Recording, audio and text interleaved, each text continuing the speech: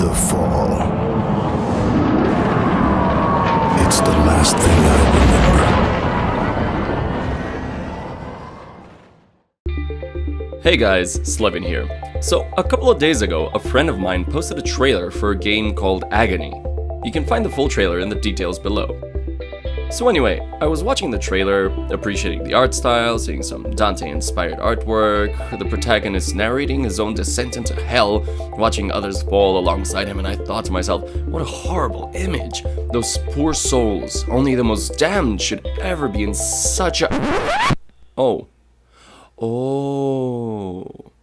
And that's when it hit me. You are evil. You are not the protagonist. If you were, surely you wouldn't be here, would you? You are the antagonist. And that's what we're talking about here today. The difference between playing an anti-hero and playing an antagonist. Now, we've been through this before. Games where you play the antagonist, whether it's apparent or not. Before we go any further, a spoiler alert is in order, as you may not have played or finished some of the games I'm about to talk about. Okay, so along the years, we've gotten some amazing examples of antagonists as protagonists done well through various media. One of my favorite mind-blowing movies is Memento, where only in the final minutes of the movie is it revealed that Leonard is really the bad guy in the story.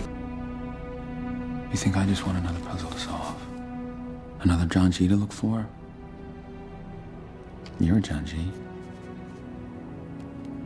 So you can be my John G. In a similar fashion, BioShock Infinite pulls the same kind of twist at the very end, revealing that Booker DeWitt is actually Zachary Comstock. We're just from different realities, yet their actions have changed both existences in infinitely meaningful ways. This does not, however, stop Booker from doing his very best to try and save Elizabeth, without even knowing that he is basically the one that damned her to this life in the first place. Seriously, my jaw dropped at the very end of the game. Another excellent example of such a game is God of War, except here you are playing the anti-hero, not the antagonist. You are doubtlessly a cold-hearted monster, but no more so than any of the other characters you meet throughout the game's epic story. Had he been cast in a world of normal people, the villain would have been obvious, but given the people that he has to deal with, by comparison, he is merely anti-heroic. Ah, good times. Excellent games. And yet, there's also the darker side of playing the villain, or even the anti-hero. Let's not forget the absolute fiasco that was... hatred. Sigh. So disappointing. There's not even a question if you are an anti-hero or a villain.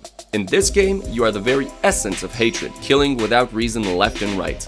The character's only target is to cause as much grief and damage as possible before going out with a not-so-proverbial bang. And when he goes out, I'm assuming he goes straight to hell, right? Well, this is where I segue ever so subtly back to Agony.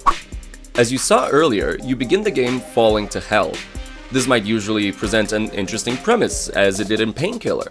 But here, there doesn't seem to be much of a reason for your fall other than you being down to hell. Now, I realize I'm running off of just one cinematic teaser trailer for the game, but I'm not here to judge the game, but rather the idea behind it. What if the character that you are accompanying on his way down to the very depths of hell is the so-called protagonist from Hatred?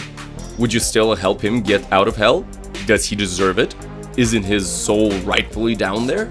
And that's the whole problem. In most games where you play the anti-hero or antagonist, you have a certain motive for these actions, other than just the actions themselves.